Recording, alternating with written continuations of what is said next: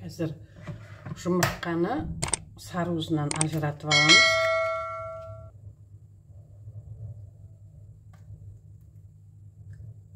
Сарыуыздың бетіне жағатын боламыз, қыздар.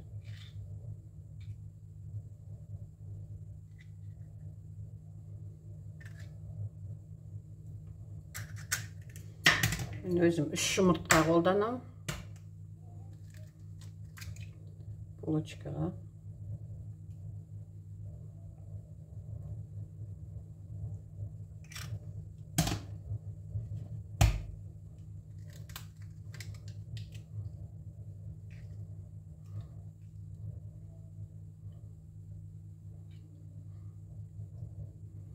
Сарыуызын алып қалатын себебім булочканың бетіне жағамын. Осы жұмыртқаның ағуызына кішкене маргарин салам.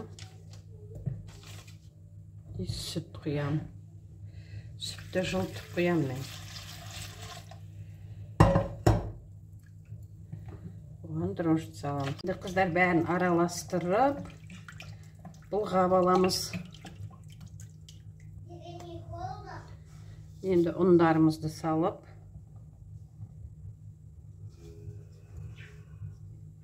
елейтін боламыз.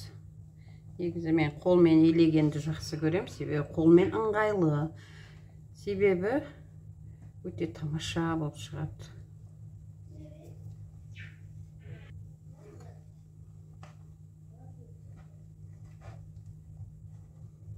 Жұмсақ қылып елейміз булочканың қамырын. Қамырымызды осылай біріктіріп,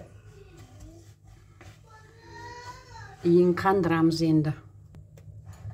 Қыздар, міне қамырымыздың иі қанып, күшті болып тұр. Енді бұны мен көбіне 1 сағатқа қоям, ең көп қойсам, менің қамырым тез ашиды.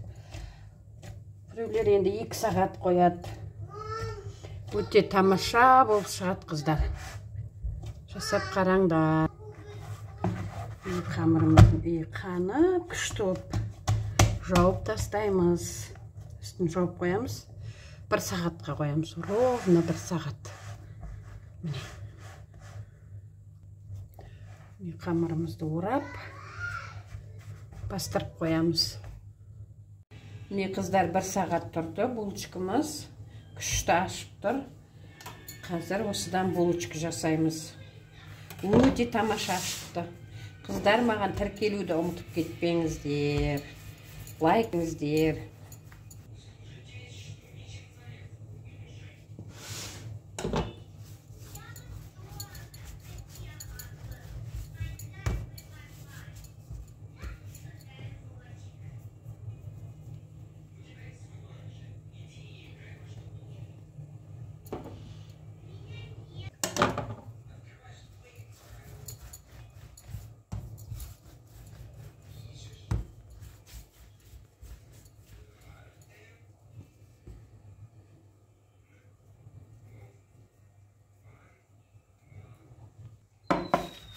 Бәрін жасап алдық. Енді бұның бетіне жұмыртқаның сарысын жағып шығамыз, қыздар. Жұмыртқаның сарысын жағып болдық. Енді духовкаға саламыз, қыздар. Екінші листі де дайындап қойдық. Қазір ананы салып жібердім. Піссін, сосын ананы саламыз. Даяр болды. Күшті, қыздар, не даяр. Өте тамаша. Қыздар, маған тіркеліп, лайк басып кеттіңдер.